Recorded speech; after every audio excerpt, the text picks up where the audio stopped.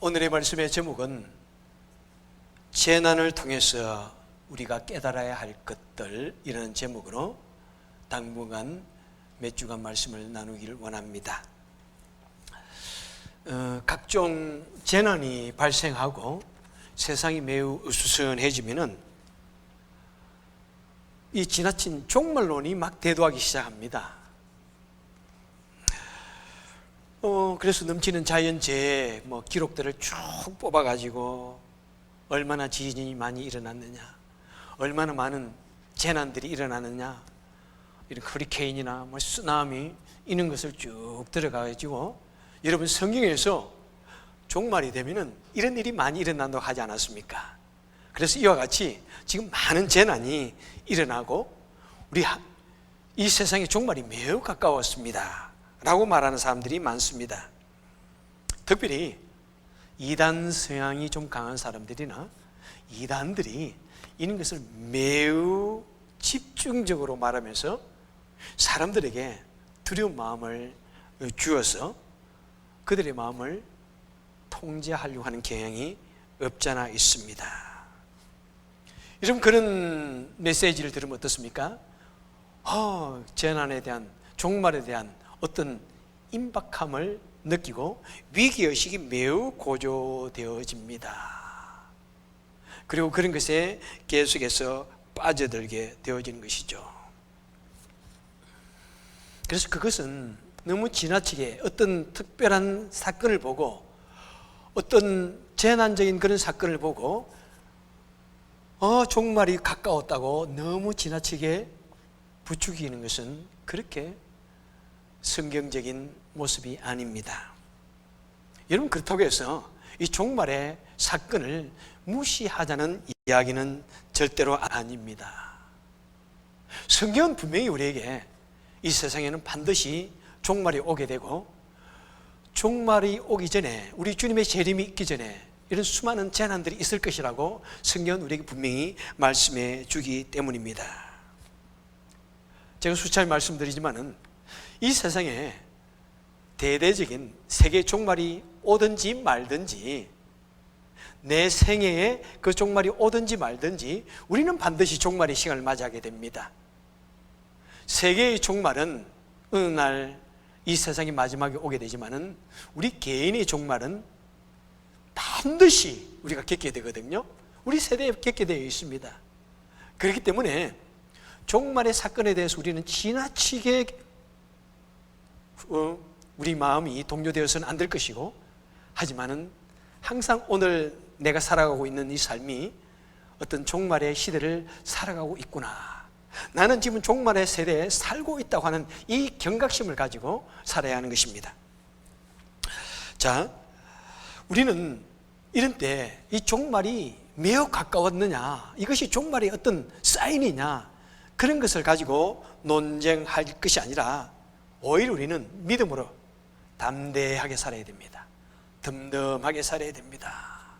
그리고 우리 일상의 삶에 더욱더 충실하고 우리 일상의 삶을 통해서 내가 해야 할 일이 무엇인가, 특별히 우리가 이 어려움을 당하고 있는데 이런 재난의 시간에 우리가 믿는 자로서 내가 해야 할 일이 무엇인가, 거기에 초점을 맞추게 되는 것이고, 특별히 이 재난을 통해서 하나님께서 우리에게 들려주시는 그 메시지가 무엇인가를 생각해 보는 시간이 되기 원해서 이 말씀을 드리는 것입니다.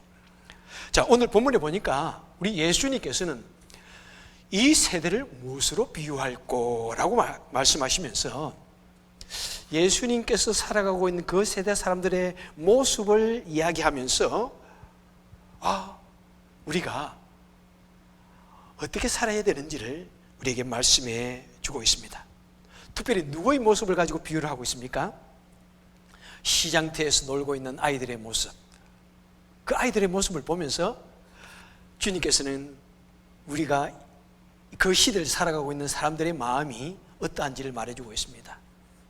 요즘에는 우리 아이들을 위한 놀이터 공간이 따로 마련되어 있지만은 옛날에는 어린아이들을 위한 놀이터 공간이 따로 없습니다. 그래서 시장터에서 아이들이 한쪽에서 모여서 열심히 놉니다. 우리 어릴 때도 대부분 그랬습니다. 시장터가 또 학교 운동장이 우리 최고의 놀이터였습니다. 자, 거기에서 오늘 본문에 보니까 예수님께서 16절에서 말씀합니다.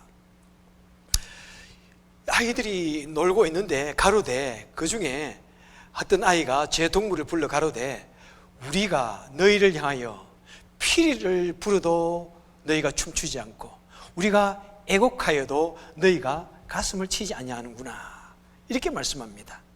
자, 이 말씀은 무엇이냐면은, 첫째, 예수님은 아이들이 노는 모습을 통해서 그 사람들의 모습이 어떠냐면은, 그 사람들은 주님의 말씀에 귀를 기울이지도 않고 자기 하고 싶은 대로 행동하고 말하고 살아간다는 것입니다.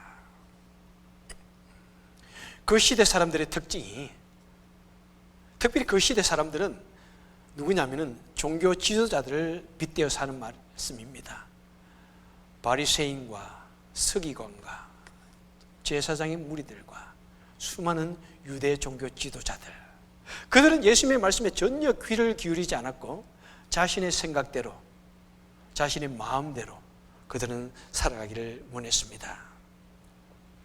그러니까 지금 어떤 놀이를 하는지 우리가 상상해 볼 수 있는 것 같아요. 그 놀이를 주관하고 있는 아이가 이렇게 이제 놀이를 설명합니다. 얘야, 내가 만약 피리를 부는 흉내를 내면은 너희가 막 노래를 부르고 즐거워해라. 그리고 내가 막 애곡을 하면은 너희들은 가슴을 쳐라. 뭐 이런 것으로 놀이에 대한 약속을 한 것 같아요. 요즘에도 그런 놀이가 있는지 제가 그레이스에게 물어봤는데 잘 모르겠다고 그러더라고요. 그런데 어디선가 그렇게 했던 기억이 있습니다. 자, 말합니다. 내가 머리를 만지면은 아멘 하라. 내가 귀를 만지면은 할렐루야 하라. 내가 코를 만지면은 하하 웃으라. 뭐 그런 게임이었던 것 같아요. 그런데 앞에서 아무리 어떤 아이가 그것을 게임을 주도하려고 하는데도 그 앞에 있는 아이들이 너무 잘났어.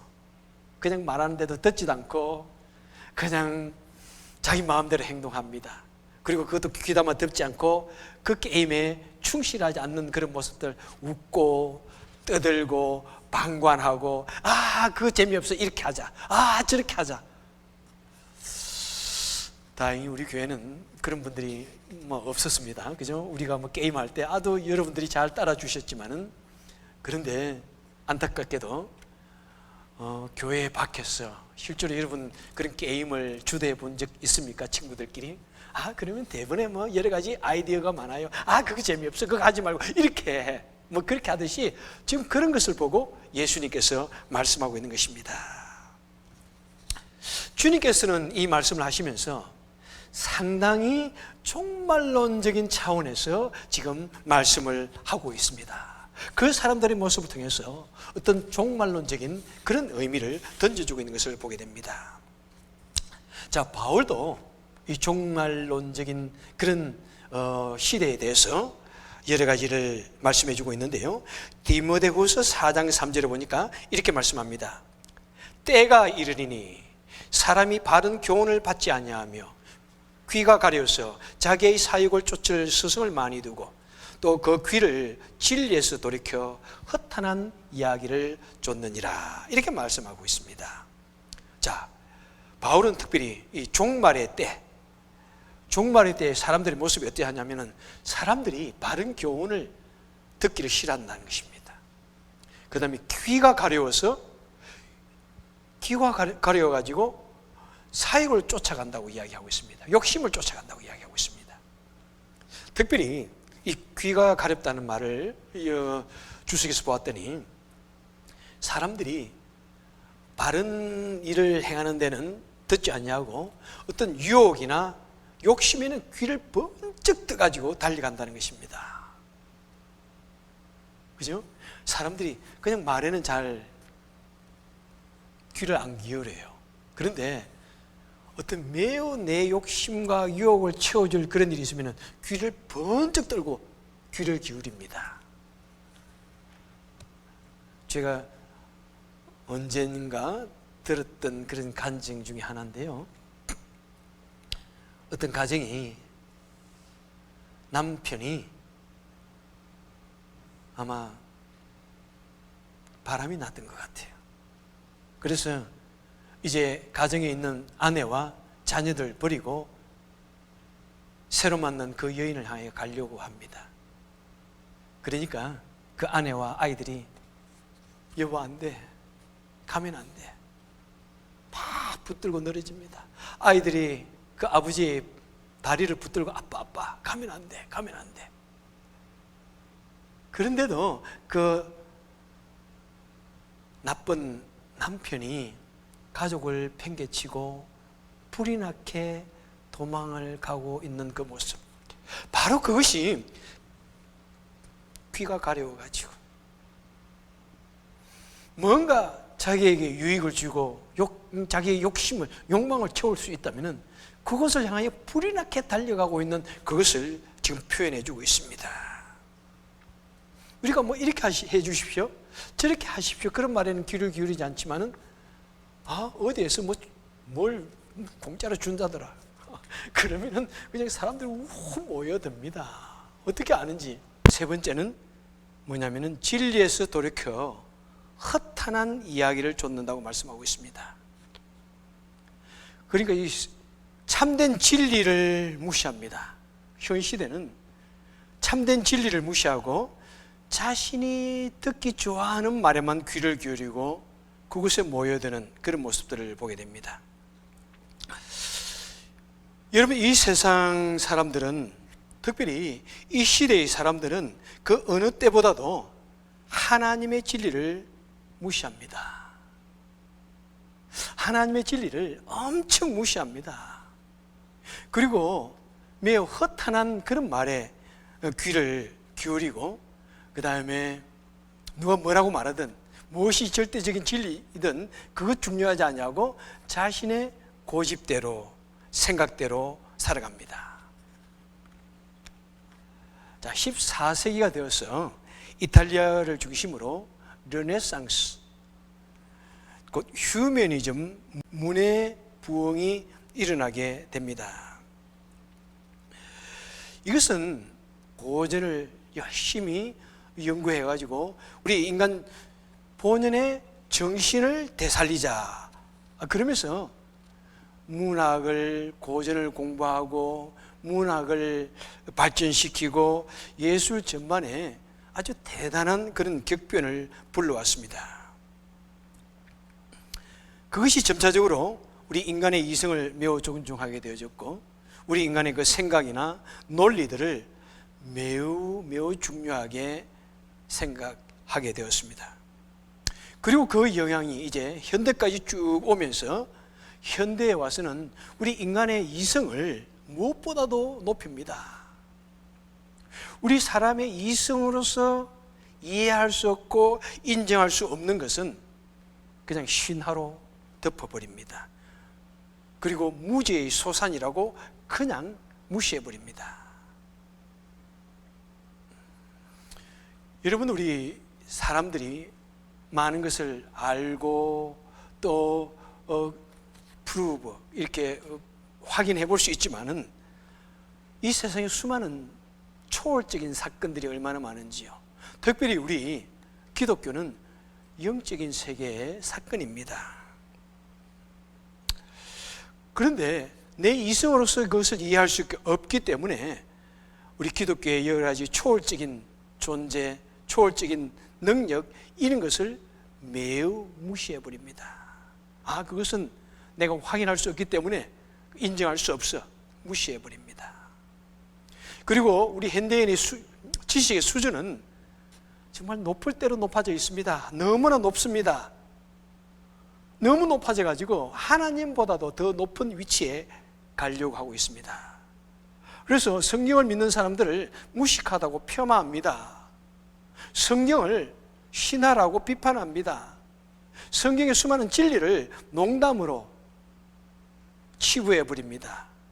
그리고 성경을 비판하는 사람들이 모여서 거기에서 마음껏 성경의 진리를 난도질하고 비난하고 조롱합니다.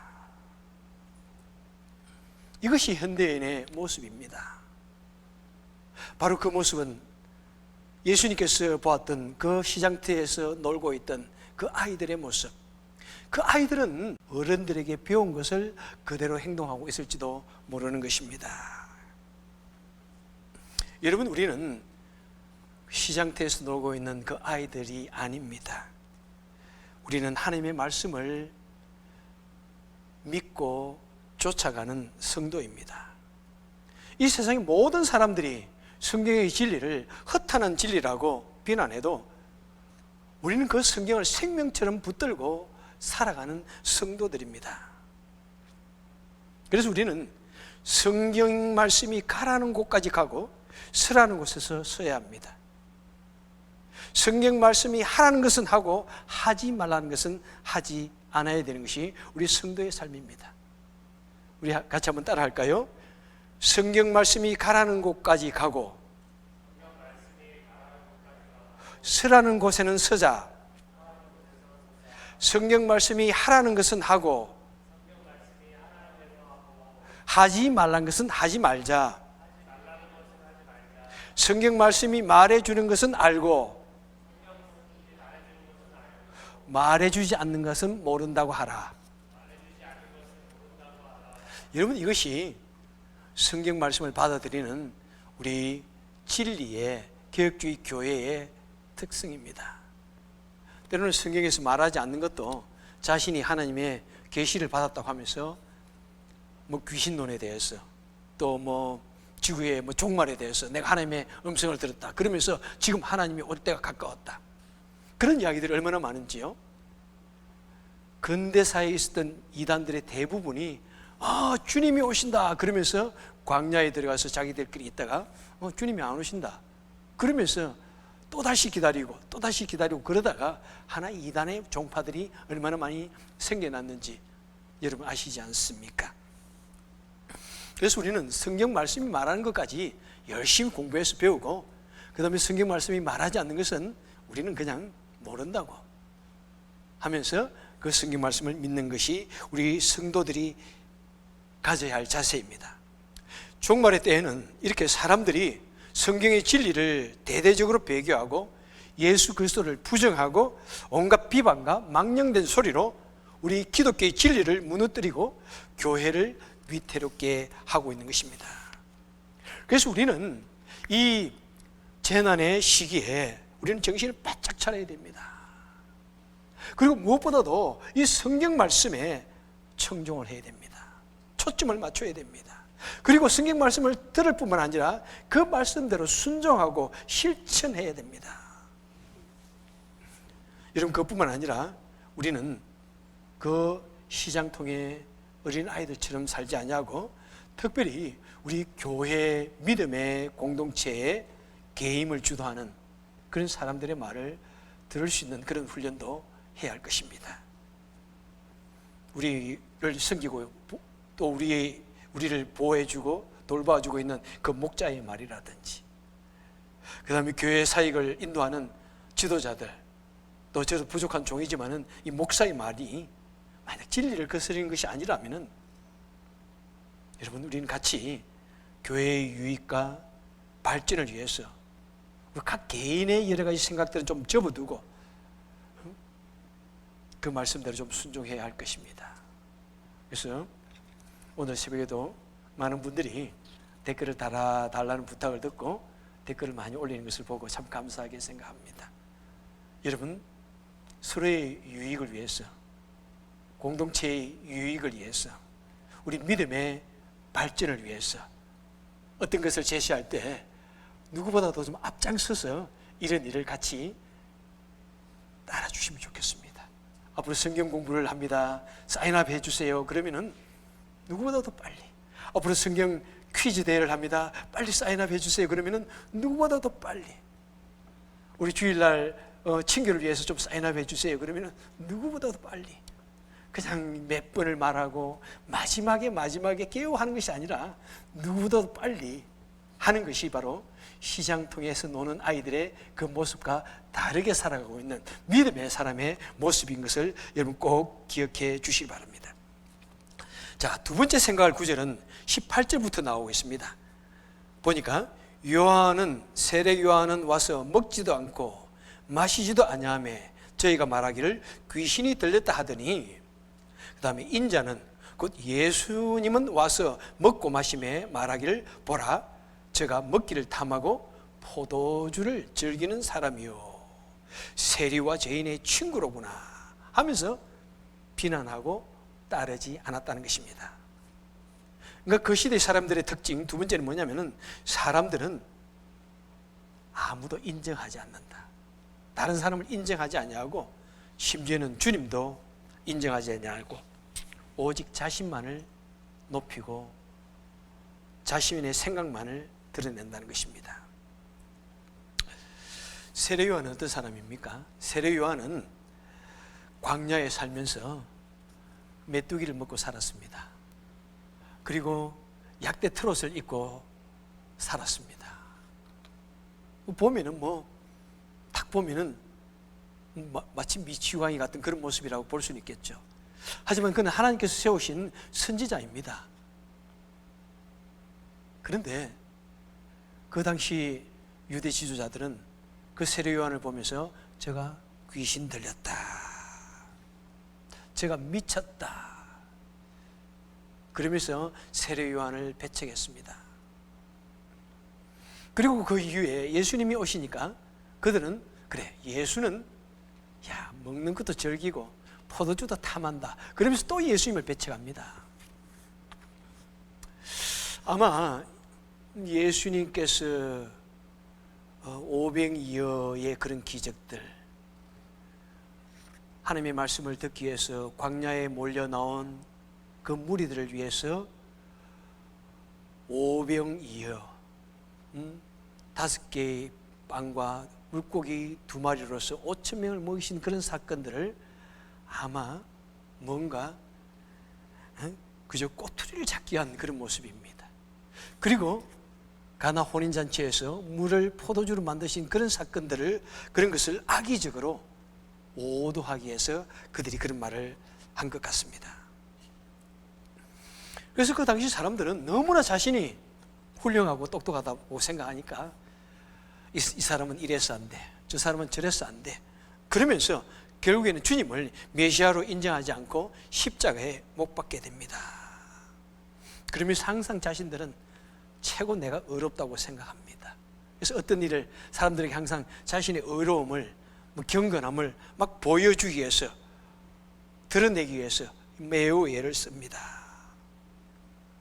여러분, 우리 현대 사람들은 어떻습니까? 우리 현대 사람들은 다른 사람을 인정하는 것을 좋아합니까? 참 우리도 남을 인정하는 것을 좋아하지 않습니다. 다른 사람을 나의 지도자로 두는 것도 싫어합니다. 누가 아무리 좋은 말을 할지라도 자신의 말과 논리와 생각이 옳고 자신이 생각하는 것이 다 바르다고 생각합니다. 그리고 무언가 힘을 쥐고 자신이 힘을 가지고 자신이 법이 되어서 다 모든 것을 해결해야 속이 시원합니다. 여러분, 우리 한국 사회를 한번 보시길 바랍니다. 그동안에 정치계나 교계에 수많은 검증을 거쳐가지고 지도자를 세웁니다. 그런데 그들을 지도자로 탁 세운 다음에는 자꾸 그들에게 찌릅니다. 이렇게 하라, 저렇게 하라, 푸시를 합니다. 그러다가 한 가지만 마음에 들지 않으면 단번에 노여워합니다. 화냅니다. 그리고 배척하기 시작합니다. 그래서 여러분, 우리 역사를 한번 보십시오. 이 사람은 이래서 안 돼, 저 사람은 저래서 안 돼. 한국에도 훌륭한 지도자들이 많이 배출되지 않았습니까?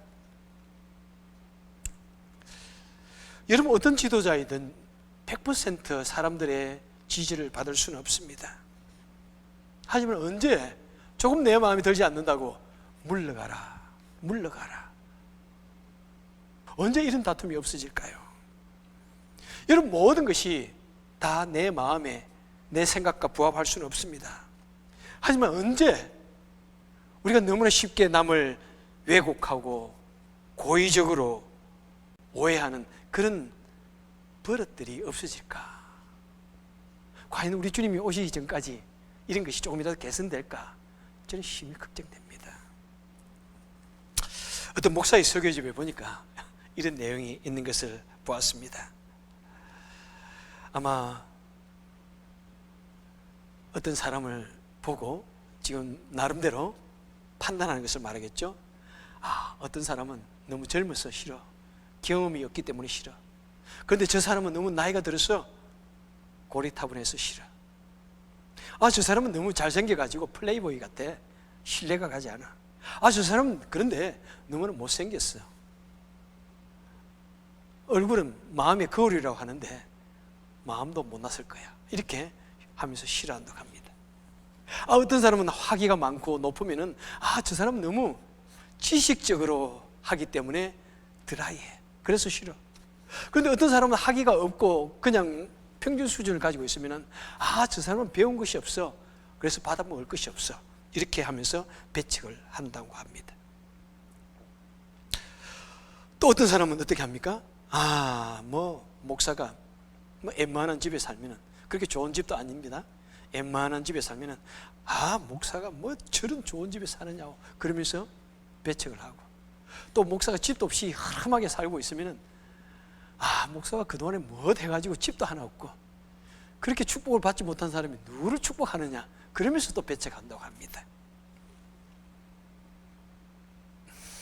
목사가 설교를 하면서 하나님의 말씀을 가지고 강하게 공의를 선포하면은 목사가 사랑이 없이 다른 사람을 공격한다고 말하고, 목사가 항상 위로하고 또 사람들에게 용기를 주는 말을 하면은 목사가 바른 말 하지 않냐고 사람들을 위해서 살아가는 거짓 목사라고 이렇게 공격한다고 합니다.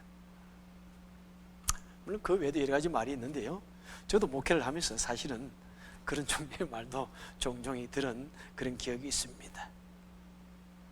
여러분, 우리 교회는 계속 이렇게 갑시다. 부족한 종이지만 그래도 좀 인정해 주시고, 또 서로를 볼 때 좀 말할 때 들어줍시다. 들어주고, 귀를 열고 들어주고, 같이 고개를 끄덕거려주고, 그 사람이 말할 때 좀 집중해주고, 그 사람의 말이 좀 내 마음에 안 들더라도 모른 척하고 들어주세요. 좀 틀린 것 같아도 좀 그것도 들어줄 수 있는 넉넉한 마음을 가지는 우리 성도님들 되시기를 간절히 바랍니다. 여러분, 우리는 이 시대를 살아가면서 하나님의 말씀에 귀를 기울이는데 인색합니다. 특별히 이 시대는 어떤 시대입니까? 우리는 즐길 것이 너무나 많습니다. 그래서 하나님의 말씀에 귀를 기울일 수가 없습니다. 우리는 하고 싶은 것이 너무나 많습니다. 그래서 하나님의 말씀에 집중하고 성경 공부할 그런 마음적인 여유가 없습니다. 너무나 우리 지식이 넘쳐나가지고 내 생각이 너무나 많습니다. 그래서 다른 사람 말에, 성경 말씀에 귀를 기울일 수가 없습니다. 우리는 너무나 자존심이 강해가지고 누군가가 와서 이렇게 해야 됩니다 하면은 더 듣기 싫어하는 것이 우리입니다. 너무나 자존심이 강해서 타인의 말을 인정하기를 싫어합니다. 때로는 내 속으로 내가 틀렸구나 라고 할지라도 그것을 인정하지 않냐고 끝까지 공박하는 것이 우리 사람들의 모습이 참 많습니다. 우리 사람들은요, 아무리 지식이 발달하고 아무리 우리 여러 가지 과학이 발달해도 우리 사람들은 매우 제한적인 존재 아닙니까? 여러분, 우리 인생들이 겨우 100살도 못 살고 죽는 것이 너무나 저는 큰 축복이라고 생각합니다. 내 인생 돌아보니까 훌렁 지나왔습니다. 앞으로 남은 여생 동안 훌렁 지나가면서 저도 죽게 되어질 것입니다. 그럼에도 불구하고 우리가 이렇게 모든 것을 가진 자처럼, 모든 것을 아는 자처럼 이렇게 우리는 자신만만하게 살아가는데, 여러분, 우리가 100년을 더 살게 된다면 얼마나 더 교만하게 살까? 여러분, 우리는 지극히 제한적인 존재로서 우리는 무한하신 하나님의 그 지식을 다 측량할 수도 없습니다. 그 하나님의 그 깊은 속을 다 다 들여다볼 수 없고 이해할 수가 없습니다. 우리는 너무나 제한적인 존재입니다. 그런데 우리 제한됨을 인정하지 않냐고 나의 얄팍한 그 지식으로서, 나의 얄팍한 그 이성으로서 하나님의 진리를 무시하거나 농담거리로 삼아서는 절대로 안 되는 것입니다. 우리는 무슨 재난의 시대를 살아가고 있습니다. 문제는 이 재난이 문제가 아닙니다. 우리가 예수님의 말씀을 듣지 않냐고 그 예수님의 말씀에 순종하지 않는 것이 문제입니다. 내 욕심과 내 생각에만 끌려가는 것이 문제이고 이 세상의 풍조만을 쫓아가는 그것이 문제인 것입니다. 여러분, 이 세상에 불어닥친 이 무슨 재난, 그것이 문제가 아니라 우리 마음에 예수 그리스도가 없는 것이 문제이고 우리 마음이 교만과 완악함으로 가득 차 있는 것이 문제이고 우리가 하나님을 하나님으로 인정하지 않는 그것이 문제입니다. 여러분, 이런 무슨 재난의 시간에 우리는 하나님의 말씀을 붙들고 살아갑시다. 하나님의 말씀에 순종하며 갑시다.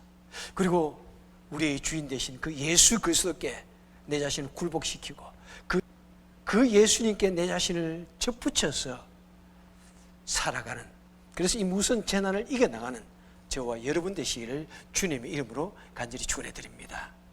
기도하겠습니다.